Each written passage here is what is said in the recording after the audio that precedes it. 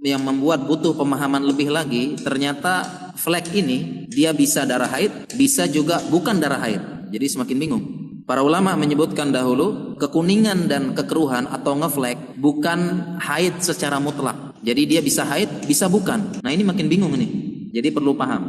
Dan secara kedokteran memang ngeflek, kalau sekedar flek kita juga bingung. Ini darah haid atau darah lainnya, istihadah atau memang luka-luka kecil. Karena darah haid kalau menetes ngeflek, darah normal juga netes ngeflek juga, sama, tidak bisa dibedakan. Jadi secara kedokteran juga tidak bisa dibedakan. Nah ini muncul pertanyaan, jadi setelah haid masih ngeflek, ini gimana? Haid apa tidak Ustaz? Nah ini butuh ilmu. Para akhwat wan ummahat ini perlu diperhatikan dan dicatat, karena tentang flek ini ada rinciannya. Ada 3 rincian.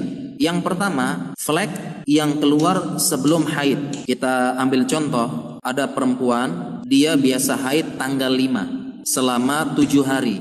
Berarti tanggal 5 sampai tanggal 12. Kemudian dia flek tanggal sebelumnya, berarti sebelum tanggal 5 ngeflek. Maka ini ada 2 rincian. Jadi tolong dicatat ya. Yang pertama, fleknya keluar sebelum haid dan tidak menyambung. Contohnya tadi biasa haid tanggal 5, kemudian ngefleknya tanggal 1, 2, dan 3. Maka flek yang keluar tanggal 1, 2, dan 3 ini bukan darah haid. Kemudian rincian yang kedua, keluar sebelum darah haid dan menyambung. Kemudian ditambah dengan adanya rasa nyeri sebelum haid, atau dalam ilmu kedokteran disebut dengan dysmenorrhea, atau orang awam menyebutnya PMS, premenstrual syndrome.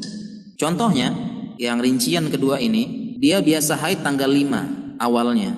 Kemudian tanggal 3, tanggal 4 mengeluarkan flek disertai dengan tanda-tanda nyeri atau ada perasaan tanda-tanda PMS. Maka tanggal 3, tanggal 4 flek tersebut dianggap darah haid. Ini poin yang pertama dengan 2 rincian. Kemudian yang kedua, flek yang keluar setelah haid tetapi masih menyambung dengan darah haid. Contohnya tadi ada wanita haidnya tanggal 5 sampai tanggal 12. Kemudian tanggal 13, 14, bahkan 15 ngeflek. Jadi tanggal 12 itu sudah berhenti darahnya, tapi 13, 14, 15 itu masih ngeflek. Maka 13, 14, 15 ini masih dianggap darah haid karena nyambung. Ini rincian yang kedua. Rincian yang ketiga adalah flek yang keluar setelah haid tetapi sempat suci walaupun sehari. Contoh, tadi haidnya tanggal 5 sampai tanggal 12. Tanggal 13 suci dengan 2 tanda suci tadi ya.